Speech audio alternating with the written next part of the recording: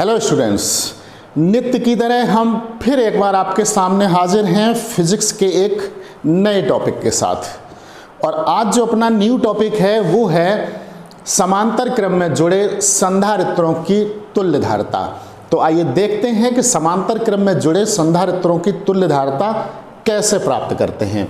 तो dear students, आपको भली भांति पता होगा कि किसी भी संधारित्र को प्रकट करने के लिए केवल दो प्लेटों की आवश्यकता होती है। दो प्लेटों के माध्यम से, ये संकेत मात्र से हम संधारित्र को प्रकट कर देते हैं। तो ये पहला संधारित्र है, ये दूसरा और ये तीसरा। इन तीनों संधारित्रों को समांतर क्रम में जोड़ा गया है। पहले संधारित्र की जो धारिता है वो है C1 और दूसरे संधारित्र की जो धारिता है वो है C2 और तीसरे संधारित्र की जो धारिता है वो है C3। इन तीनों संधारित्रों को, यानी कि जो संधारित्र C1, C2 और C3 हैं, इनको बिंदुओं A और B के बीच में समांतर क्रम में जोड़ा गया है, यानी कि समांतर संयोजन बनाया गया है। डियर स्टूडेंट्स, जब हम दो या दो से अधिक संधारित्रों को समांतर क्रम में जोड़ते हैं तो सभी संधारित्रों की पहली प्लेटों को किसी एक बिंदु से और दूसरी प्लेटों को किसी दूसरे बिंदु से जोड़ते हैं। ऐसे संयोजन को बोलते हैं समांतर क्रम संयोजन। तो ये तीनों संधारित्र जो हैं, प्रथम, द्वितीय और तृतीय, तीनों संधारित्रों की पहली प्लेटें बिंदु A से जुड़ी हैं और दूसरी प्लेटें बिंदु B से जुड़ी हैं। जो बिंदु B है वो पृथ्वी से भी जुड़ा हुआ है। टर्मिनल A या बिंदु A और बिंदु B के बीच में जो कुल विभवांतर है वो है V। फिर एक बार समझिए, तीन संधारित्र हैं C1, C2 और C3। इन तीनों संधारित्रों को बिंदुओं A और B के मध्य में समांतर क्रम में जोड़ा गया है। समांतर क्रम में जोड़ने के लिए तीनों संधारित्रों की पहली प्लेटों को किसी एक बिंदु से जोड़ते हैं और दूसरी प्लेटों को किसी दूसरे बिंदु से जोड़ते हैं। तो C1, C2, C3 की जो पहली प्लेटें हैं वो बिंदु A से जोड़ दी गई हैं और दूसरी प्लेटें बिंदु B से जोड़ी गई हैं और बिंदु B को पृथ्वी से जोड़ा गया है। बिंदु A और बिंदु B के बीच में जो कुल विभवांतर है वो है V। अब देखिएगा डियर स्टूडेंट्स, जब हम किसी बाहरी स्रोत से, किसी बाहरी वैद्युत स्रोत से टर्मिनल A को +Q आवेश देते हैं, किसी बाहरी वैद्युत स्रोत से जब हम बिंदु A को या सिरे A को या टर्मिनल A को +Q आवेश देते हैं, तो यह +Q आवेश तीनों संधारित्रों C1, C2 और C3 पर उनकी धारिताओं के अनुपात में बट जाता है, उनकी कैपेसिटेंस के अनुपात में बट जाता है। ये मान लिया कि जो संधारित्र C1 है उसकी जो धारिता है वो C1 है, तो उस पर आवेश धारण करने की जो क्षमता है वो +Q1 और C2 के आवेश धारण करने की क्षमता +Q2 और C3 के आवेश धारण करने की क्षमता +Q3। फिर एक बार समझिए, जब हम किसी बाहरी वैद्युत स्रोत से बिंदु A को +Q आवेश देते हैं तो यह +Q आवेश तीनों संधारित्रों की पहली प्लेटों पर उनके धारिताओं के अनुपात में बट जाता है। अब डियर स्टूडेंट्स, आती है प्रेरण की घटना। जब हम ये जान लेते हैं कि इनकी पहली प्लेटों पर +Q1, +Q2 और +Q3 आवेश पहुंच गया है इन तीनों संधारित्रों की धारिताओं के अनुपात में। हमने आपको बताया था जो प्रेरण की जो घटना होती है उसमें यदि दो प्लेटें पास पास हैं, चालक प्लेटें, इनमें से यदि हम किसी एक प्लेट को अगर धन आवेश दे दें इस तरीके से, तो पास रखी दूसरी प्लेट हालांकि उदासीन है, लेकिन उदासीन है का मतलब ये नहीं उसके अंदर ऋणावेश और धनावेश नहीं है, उसके अंदर ऋणावेश और धनावेश बराबर बराबर है। तो पास वाली प्लेट पर जब धन आवेश है तो इसके अंदर जो ऋण आवेश है वो अंदर वाली सतह पे आ जाएगा इस तरीके से, और जो धन आवेश है वो दूर की तरफ हो जाता है इस तरीके से। ये घटना कहलाती है प्रेरण, इंडक्शन। जब तीनों संधारित्रों C1, C2, C3 की पहली प्लेटों पर क्रमशः प्लस Q1 प्लस Q2 और प्लस Q3 आवेश उत्पन्न हो गया तो प्रेरण के कारण तीनों संधारित्रों की दूसरी प्लेटों के अंदर वाली सतह पर यानी कि अंदर वाले तलों पर क्रमशः -Q1, -Q2 और -Q3 आवेश उत्पन्न हो जाता है। बाहरी सतह पर उत्पन्न स्वतंत्र धन आवेश, चूंकि दूसरी प्लेटें जो हैं वो टर्मिनल बी के द्वारा पृथ्वी से जुड़ी हैं, अतः पृथ्वी से आने वाले इलेक्ट्रॉन इस बाहरी सतह के स्वतंत्र धन आवेश को निरावेशित कर देते हैं। इस प्रकार से डियर स्टूडेंट्स, तीनों संधारित्रों C1, C2, C3 की पहली प्लेट पर जितना आवेश होता है उतना ही आवेश दूसरी प्लेट पर उत्पन्न हो जाता है, लेकिन विपरीत प्रकृति का। अगर संधारित्र C1 की पहली प्लेट पर प्लस Q1 आवेश था तो दूसरी प्लेट पर माइनस Q1 आवेश उत्पन्न हो गया। C2 की पहली प्लेट पर प्लस Q2 आवेश है तो पहली प्लेट पर प्लस Q2 आवेश है तो दूसरी प्लेट पर माइनस Q2 आवेश उत्पन्न हो गया। संधारित्र C3 की पहली प्लेट पर प्लस Q3 आवेश है तो दूसरी प्लेट पर माइनस Q3 आवेश उत्पन्न हो गया। खास बात यह है कि टर्मिनल ए और टर्मिनल बी के बीच में, सिरे ए और बी के बीच में ही ये समांतर क्रम संयोजन है, तो तीनों संधारित्रों की प्लेटों के बीच जो विभवांतर V है वो एक समान ही रहेगा। यदि इन तीनों संधारित्रों पर जो आवेश है वो Q1, Q2 और Q3 है तो हम इसको अब इस प्रकार से लिख सकते हैं। जो वैद्युत धारिता का सूत्र होता है C बराबर Q/V से, इसे अगर हम लिखें तो ये हो जाएगा Q1 equal to C1B, Q2 equal to C2B तथा Q3 is equal to C3B। यदि कुल आवेश, यदि कुल आवेश Q है तो Q बराबर हो जाएगा Q1 plus Q2 plus Q3। देखिएगा बाहरी स्रोत से हमने यहाँ पर बिंदु A को प्लस Q आवेश ही तो दिया था। यह आवेश तीनों संधारित्रों C1, C2, C3 की पहली प्लेटों पर उनकी धारिताओं के अनुपात में बट गया था, यानी कि Q बराबर होगा Q1 plus Q2 plus Q3।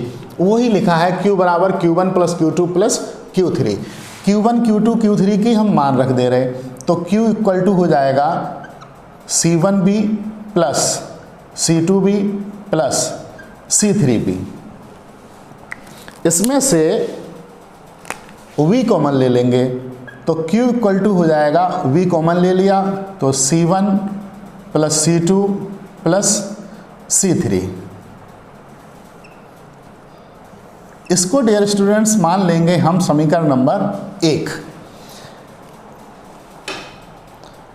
इस डेरिवेशन में कोई बहुत ज़्यादा विशेष बात नहीं है, सिर्फ आपको चित्र समझना होता है और उसके बाद चूँकि प्लेटों के बीच विभवांतर सभी के समान है तो ये जो C बराबर Q/B जो सूत्र होता है, इससे अगर हम Q बराबर निकालें तो ये हो जाएगा C इंटू B, और Q1 बराबर लिखेंगे तो C1B, क्योंकि B सभी के प्रति समान है। Q2 बराबर C2B, Q3 बराबर C3B, और कुल आवेश Q है तो Q बराबर Q1 plus Q2 plus Q3, इनकी वैल्यू रख दी और समीकरण नंबर 1 प्राप्त हो गया।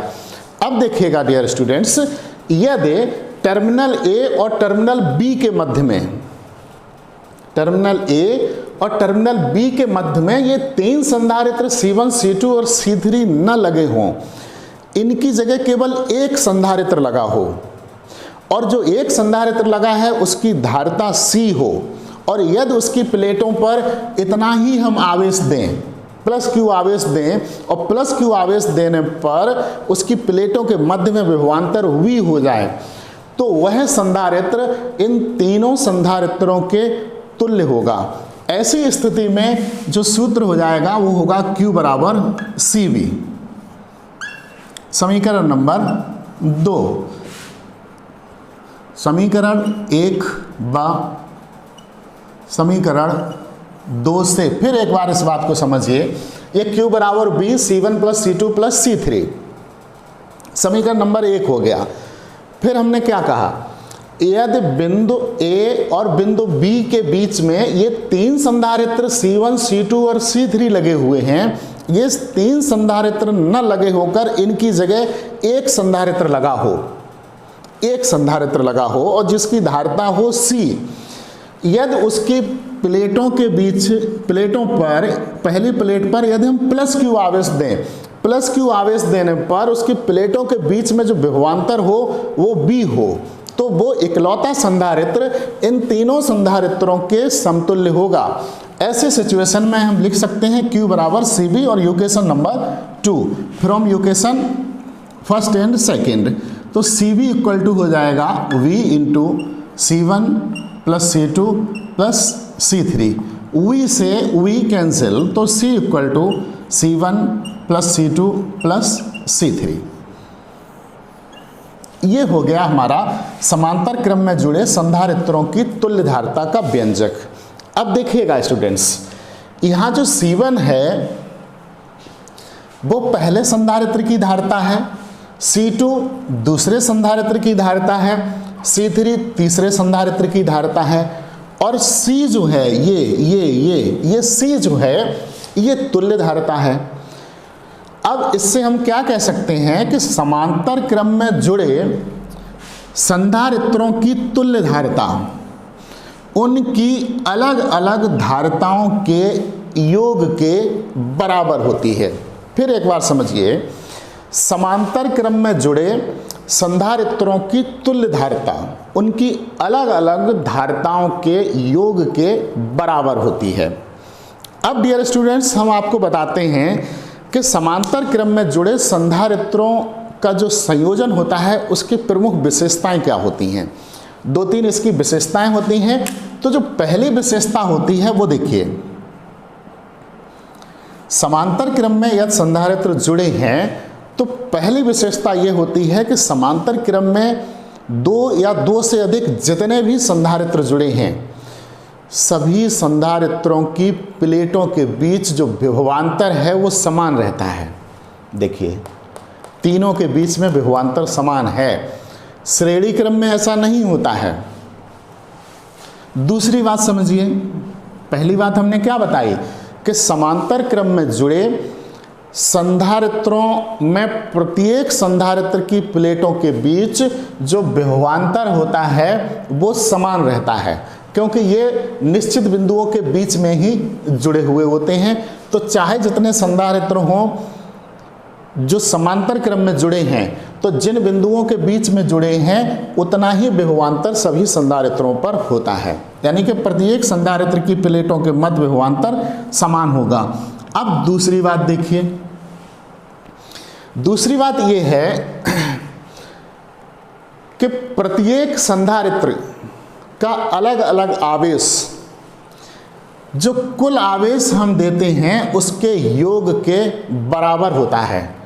ये दूसरी बात, अर्थात Q बराबर होता है Q1 plus Q2 plus Q3। फिर एक बार समझिए, पहली बात हमने ये बताई कि समांतर क्रम में जुड़े संधारित्रों की प्लेटों के मध्य विभवांतर एक समान रहता है, एक ही वैल्यू होती है। दूसरी बात हमने ये बताई कि समांतर क्रम में जुड़े संधारित्रों पर जो आवेश होता है, जो अलग अलग आवेश होता है, जो टोटल आवेश यानी कि कुल आवेश के योग के बराबर होता है, जो कुल आवेश दिया जाता है उसके योग के बराबर होता है, अर्थात Q बराबर Q1 plus Q2 plus Q3। तीसरी बात भी आवेश की ही है। दो बातें हो गई, पहली, दूसरी और तीसरी। पहली बात कौन सी हमने बताई कि समांतर क्रम में जुड़े संधारित्रों की प्लेटों के मध्य जो विभवांतर है सभी के मध्य एक ही होता है। दूसरी बात ये कि समांतर क्रम में जुड़े संधारित्रों पर जो आवेश होता है वो उनको दिए गए कुल आवेश के योग के बराबर होता है, अर्थात Q बराबर Q1 plus Q2 plus Q3। तीसरी बात, जो समांतर क्रम में हम आवेश देते हैं वह आवेश समांतर क्रम में जुड़े सभी संधारित्रों पर उनकी धारिताओं के अनुपात में बंट जाता है। धारिताओं के अनुपात में बंट जाता है। जैसे जो हमने प्लस Q आवेश दिया था तो संधारित्र C1 की धारिता कुछ और है तो उस पर आवेश कुछ और चला गया, C2 की धारिता कुछ और है तो उस पर आवेश कुछ और, इसकी धारिता कुछ और है तो इस पर आवेश कुछ और। यानी कि सभी संधारित्रों पर जो आवेश होता है वो उनकी अलग अलग धारिताओं के अनुपात में होता है। चौथी और अंतिम बात, जो समांतर क्रम संयोजन है उसका इस्तेमाल हम तब करते हैं जब कम विभव पर हमको अधिक धारिता प्राप्त करनी होती है, यानी कि कम पोटेंशियल पर कैपेसिटेंस हम अधिक चाहते हैं। तो इस तरीके से डियर स्टूडेंट्स हमारा जो आज का टॉपिक रहा समांतर क्रम में जुड़े संधारित्रों की तुल्य धारिता का व्यंजक, और इसका जो सूत्र होता है वो होता है C बराबर C1 plus C2 plus C3, अर्थात समांतर क्रम में जुड़े संधारित्रों की तुल्य धारिता उनकी अलग अलग धारिताओं के योग के बराबर होती है। इसमें यह 3 संधारित्र की जगह या 2 संधारित्र हो तो यही सूत्र C1 प्लस C2 हो जाएगा। ये 4 संधारित्र हो तो C1 plus C2 plus C3 plus C4 हो जाएगा। इसका कोई मैटर नहीं है। तो डियर स्टूडेंट्स वीडियो कैसा लगा कमेंट्स करके अवश्य बताएं। Thank you.